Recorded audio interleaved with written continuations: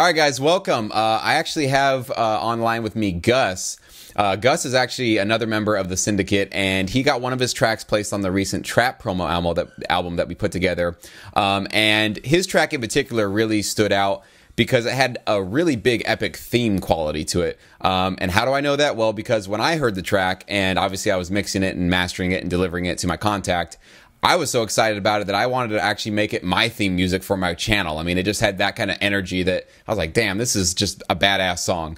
And so if I'm getting that excited about it, I know that there are other uses and templates for it out there, that there will be a music supervisor or an editor that would love it. So I'm going to play that for you real quickly here so everybody can take a listen to the track. So here it is.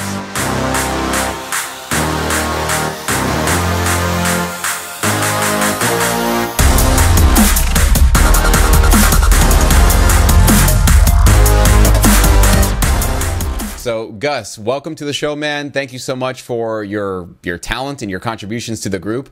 And let's just introduce yourself. Well, great to be here. Yeah, it's I really love your program on what you set up with Music Makes Money. I mean, it really caught my attention from the beginning, and it's really helped me a lot. I started off playing the same thing as you did, playing in bands when I was 15 years old. I was playing with a freestyle dance band back in the mid-'80s, 86. Got signed to Atlantic Records, released a couple of singles, toured for about 6 years. After that, faded away. I toured with a rock band. I was signed with Epic as a backing guitar player and keyboard player. Did that for about a year. Then I wandered around for a while, and I think it's like in 2001, 2002, I started writing music for other artists. The goal back then was to try to get a gig as a staff writer for a publishing company, and that kind of faded out.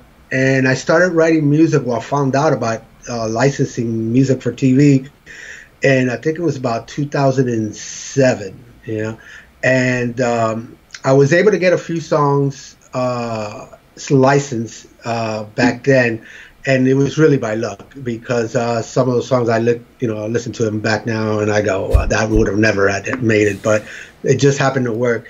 But back then there wasn't that much information about how to write or produce music specifically for post-production, and there wasn't much information about the business. I don't know if you remember back at that time, that's when the whole non-exclusive, exclusive, retitling war was going on, and the mistakes that I made. I was going to say, actually, I think you were before me, because I didn't really get started till 2008, 2009, so you might have actually seen that stuff happening before I even started. So yeah, let us know what you saw. Yeah, well, the whole thing was everybody was used to just signing their music exclusively. When the non-exclusive stuff started, they were retitling, so you could have your music in like whole bunch of libraries.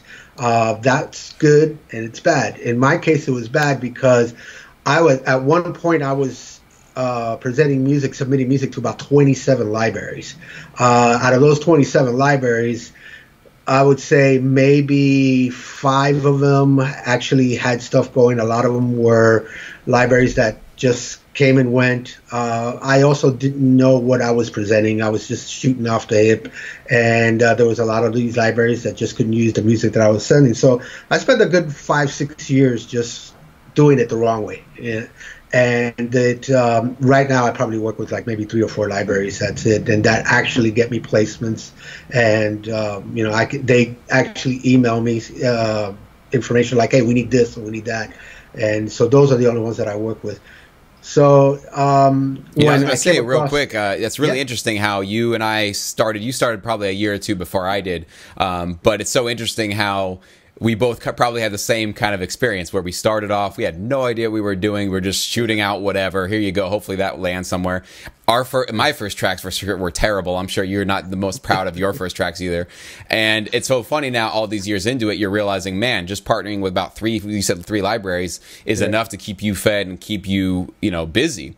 It's exactly what I tell all of my students. It's like, hey, this like kind of spray and pray thing what people do where they're like, hey, I'll just send out 100 different submissions to 100 companies. It's like, you can't work with 100 companies. What are you doing that for? Yeah. Like you said, you finally, after a while, started settling into who's actually getting you real placements, real royalties, and you just doubled down with them. You said, these are my contacts. These people care about me. They actually know me, my name. They have me in their Rolodex, so I'm not just one of 1,000 producers working with them. So that's cool to hear, man.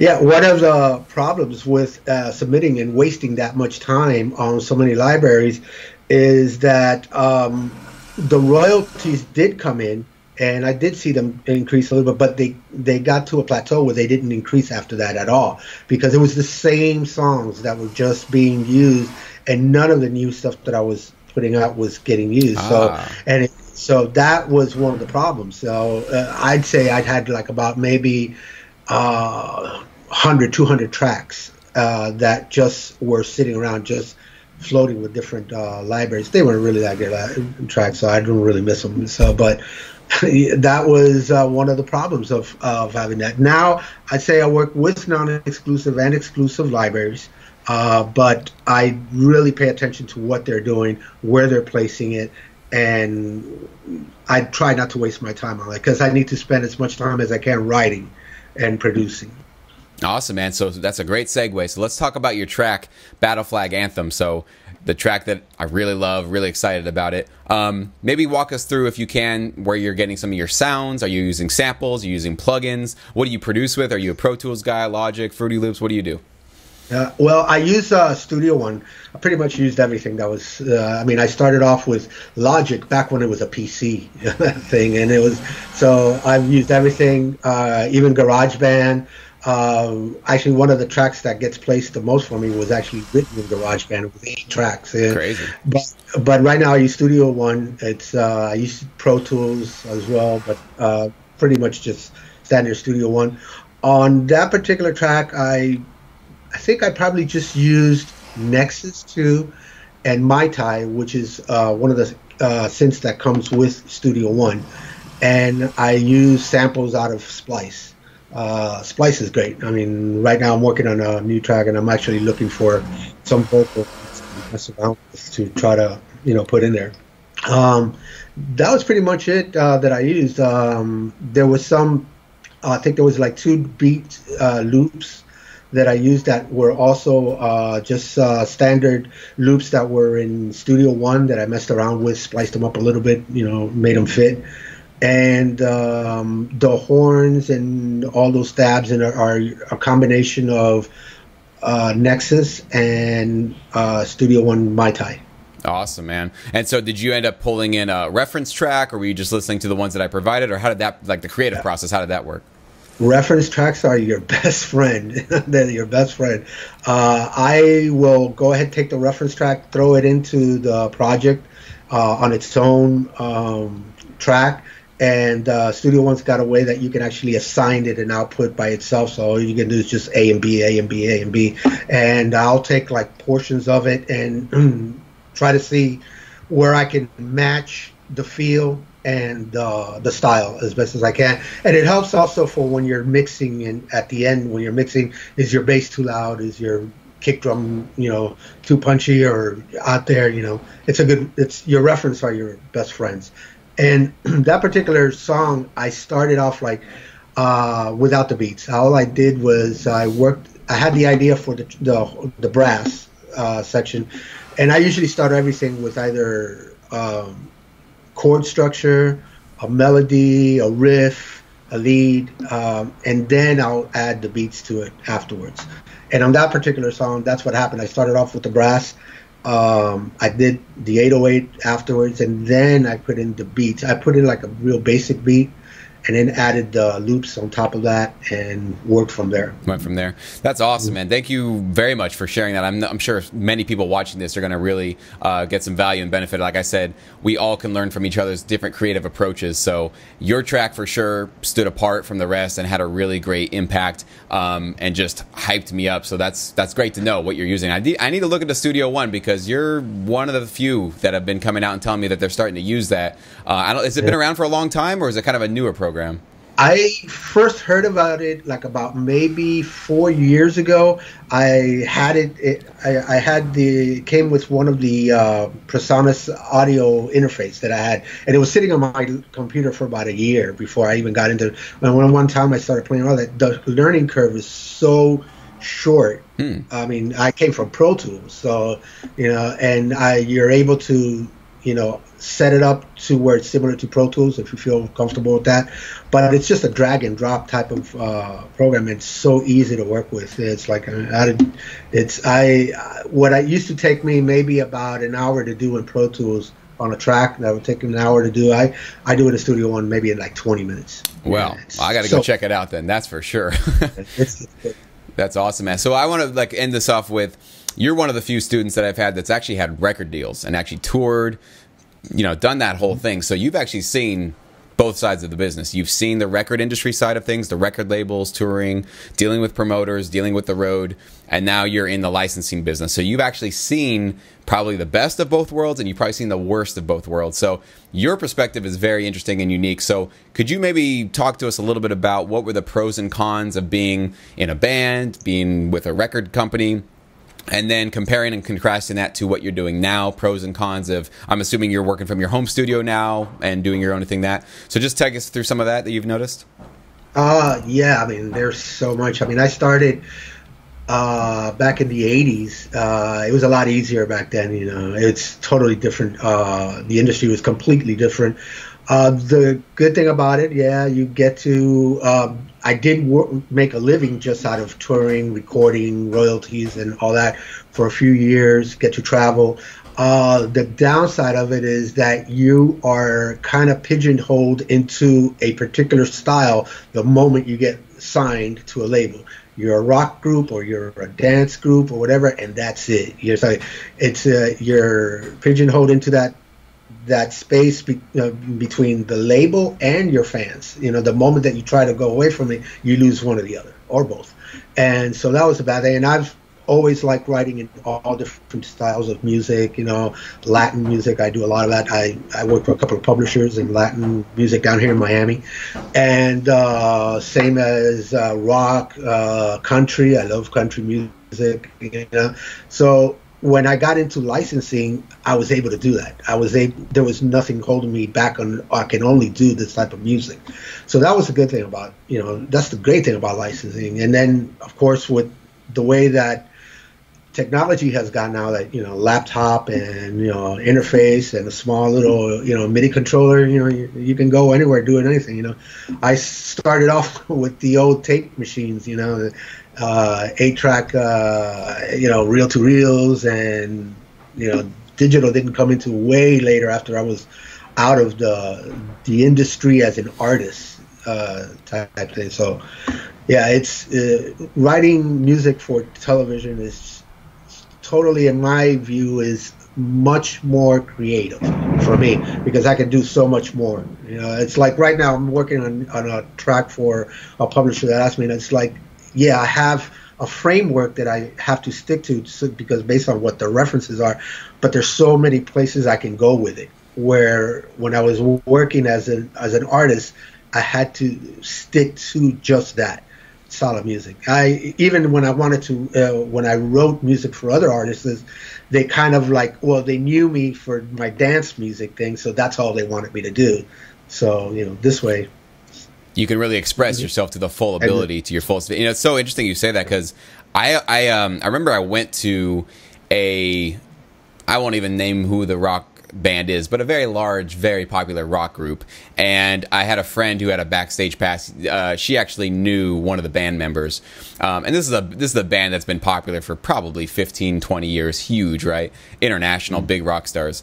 And she was, hanging out with them and asking them how they're doing and everything. And this is obviously what she told me afterwards. And she said she'd asked the bass player, so how's everything going with the band? And, is it just as fun now as it was when you guys got started? And she said he gave her the most honest response, which was, I feel like a puppet. I feel like I'm a marionette. I feel like there's somebody out there with strings and they're pulling me and making me hit certain notes. And he's like, I've been playing these same damn songs for 10, 15 years. And every album has to be, like you said, it's got to be exactly what the fans want. We can kind of push the boundaries here and there. Maybe we can try and experiment with some electronic elements. But we have to stay true to what we started out with, because that's what people come to us for. And that's why you see, I guess, so many of these bands that start these little side projects and all these other exterior things. Because you're right, like we are, if you're a musician, you're not a rock musician, you're not a hip hop person, you're not a dance person, you are a musician, you're a producer, which means you can cross boundaries, you can go into many different genres. And many times, like for myself, I started out doing rock, and now I'm much more in the EDM, and even now I'm getting into trap, which is like never in a million years would I thought I'd ever go into trap. So I think that's interesting that you've seen that transformation, that now you're able to, just on a creative, like forget the financials, forget, like obviously in a band you got to leave your house, you got to leave your family, you're on the road, there's probably all those headaches, but just as a creative person, as a creative soul, you now have a little bit more freedom to experiment, and you don't, like, your name doesn't have to be pigeonholed as Gus the X guy or the whatever guy. You can have a few different genres and a few different sounds. You can, and even within one genre, really push the boundaries. So that's cool to hear, man. Yeah, I mean, I have a benefit show. Some of the guys from back in the band in the 80s, they're getting to do a benefit for cancer, and they asked me to come, and play with them. And it's just like you start listening to the songs that you did like 30 years ago, and it's like, God, do I really have to do this? But yeah, that's what happens, and that's the problem with when you're working as an artist. I started off, first side gigs that I started doing was with the group Expose. They were like big pop group, crossed over into pop, and they was right before they were signed with Arista. And I remember how the girls felt. The girls were like, they wanted to do something different, and the producers just wouldn't allow them to do it. And they were actually, their contracts did not even allow them to go and do side projects. So you're really trapped when something in that type of a deal. Man, and then not to mention all the artists that get sat on. They don't even get out of the label, and their careers are sat on for 5 or 10 years, and that's it. And that's all they can do. So there's a lot of horror stories for sure. So I'm glad you made it out alive, and I'm so glad that you got into this side of the business, because I've always said, it's still possible to make a living doing things the traditional way, where you go try to get a deal, or you try, even if you're an independent artist and you go tour and all that stuff, it's still possible. I would never say it's not possible, but the numbers of people that are able to do it, not that many, and there's just a lot of, I don't know, to me there's a lot of cons to that side of the business, where in the short run you think, I want to be a rock star, I want to be on stage, I want to go tour, you think you want all those things, but all those things start to fade, and then you're left with, like you said, you're pigeonholed, and you're stuck in a situation that, like, hey, there's not much residuals if you're not relevant. You better get out there and make yourself relevant with another tour and another album. And yes, you got to say goodbye to your babies, and say goodbye to your wife and your friends, and you got to, like, basically live almost like a ghost in your own life. You can't even be present in your own life. So there's so many cons to that. That part of the business is actually harder than writing post-production music. It's actually harder. Especially now. I mean, when I was in it, we had managers, you had A&R guys and all that stuff. There was the major labels that did all the work for you. That doesn't exist anymore. I mean, you've got to go out there, and you've got to go on the road. You've got to do all the marketing. You've got to do all the promotion. You've got to do everything. And like you said, you've got to leave your family a certain amount of time out of the year. That causes problems. That causes divorce. I'm a victim of that. And so it's writing music for licensing deals is way, way much easier, and I think more profitable.